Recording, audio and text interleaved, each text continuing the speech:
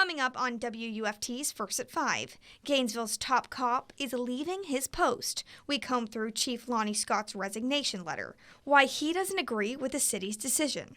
Plus, local small businesses fighting big box online retailers. We investigate how a recent surge in online shopping is impacting local businesses. And the name, image, and likeness of high school athletes are up for debate. Not going to be level.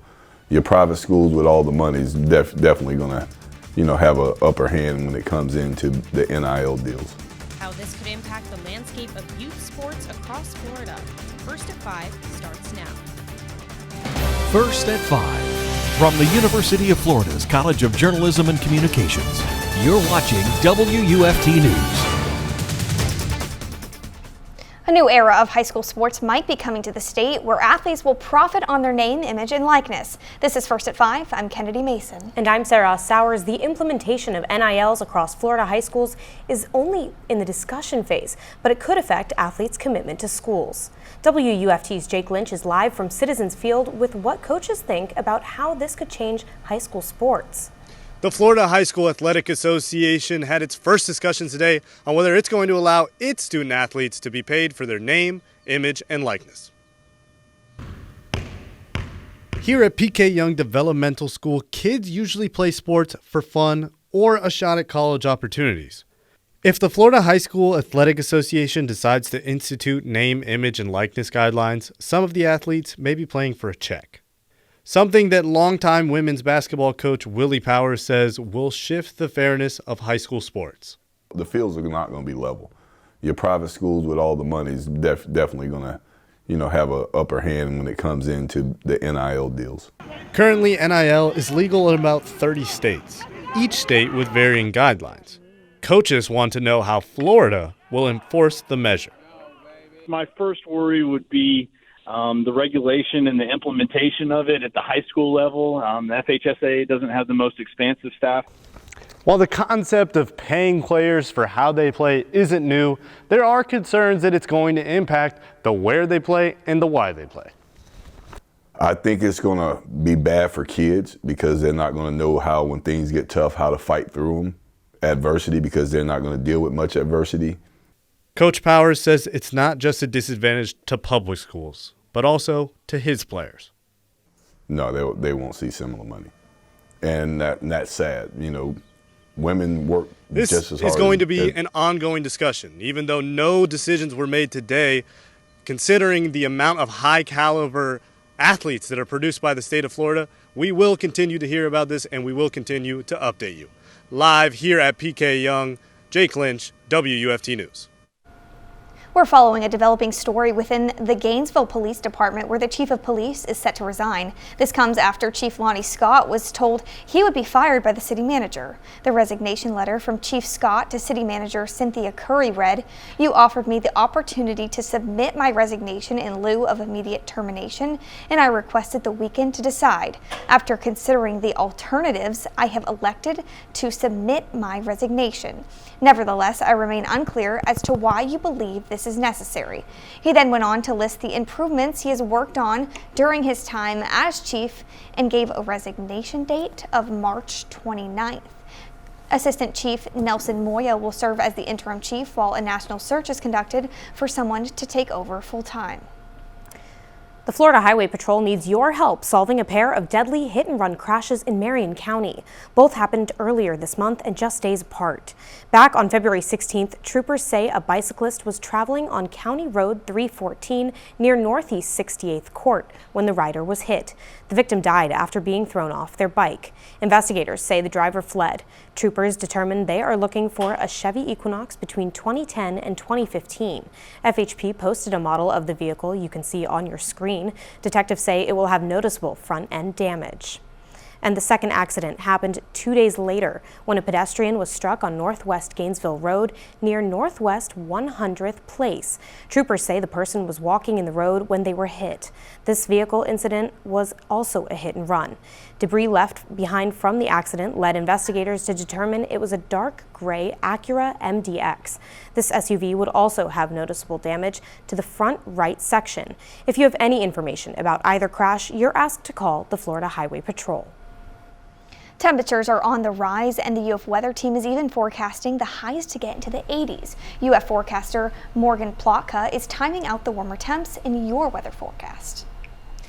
Yes, and if you have a look outside right now, we are seeing sunny skies, blue skies in the area, barely a cloud in the sky. Temperatures around 74 degrees right now with winds only at 9 miles per hour. And if we have a look at those temperatures right now, we're seeing 74 degrees in Gainesville, 74 degrees in Reddick, 74 degrees in Hawthorne, a lot warmer than it was yesterday. And if you could really see that with our 24-hour temperature change. We're seeing a 9-degree increase in Jacksonville, 7-degree increase in Stark, and 5 degrees in Gainesville. And then we are going to see those temperatures really stay warm for the next couple of days, but then we're going to get a cold front coming into the area.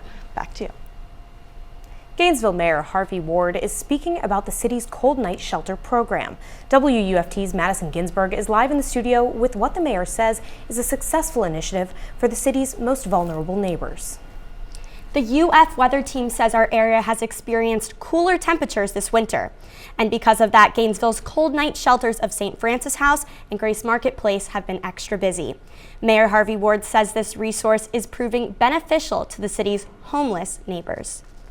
Ethical and moral reasons, I believe as mayor, and I believe our commission believes, that it's wrong to step over our neighbors on the sidewalk. That's one main reason why the city of Gainesville has developed its cold night shelter program.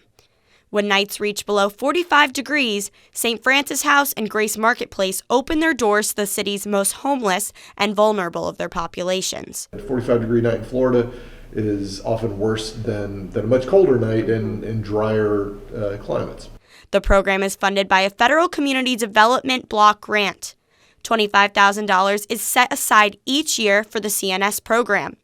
Mayor Harvey Ward says that $25,000 is just a drop in the bucket when it comes to what the city is spending to combat homelessness. Nearly $2 million a year or so, depending on the year, that the city of Gainesville spends for homeless services. The St. Francis House works primarily with women, children, and families to provide services and shelter. Grace Marketplace is open to individuals.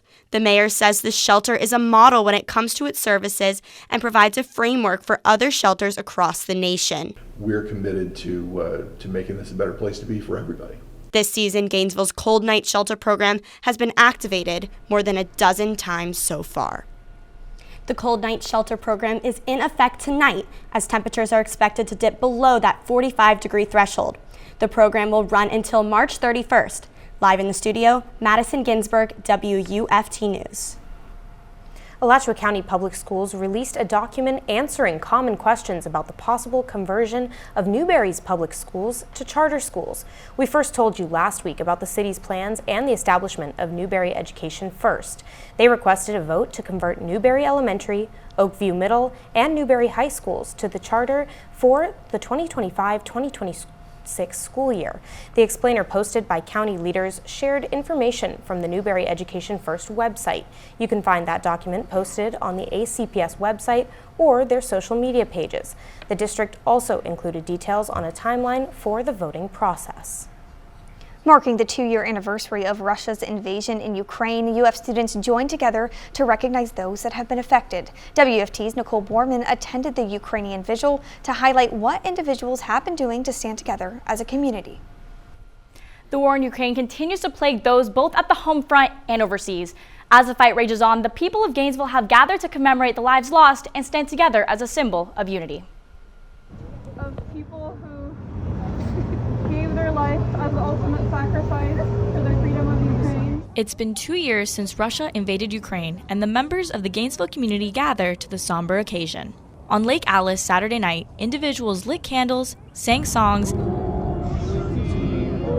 and remembered the more than 10,000 people who died since the war began. Vigil organizers like Sasha Nelson are grateful events like this highlight the continued struggle of Ukrainians. I think it helps the Ukrainian community feel supported, feel that we have each other here despite some of us being born in Ukraine and living here as immigrants, and gathering here together with Ukrainians and Americans helps us feel that the conversation about Ukraine in America is still ongoing and there are still people supporting Ukraine. The crowd was filled with different types of Ukrainian supporters, including those with different backgrounds, like UF student Jacob Stein.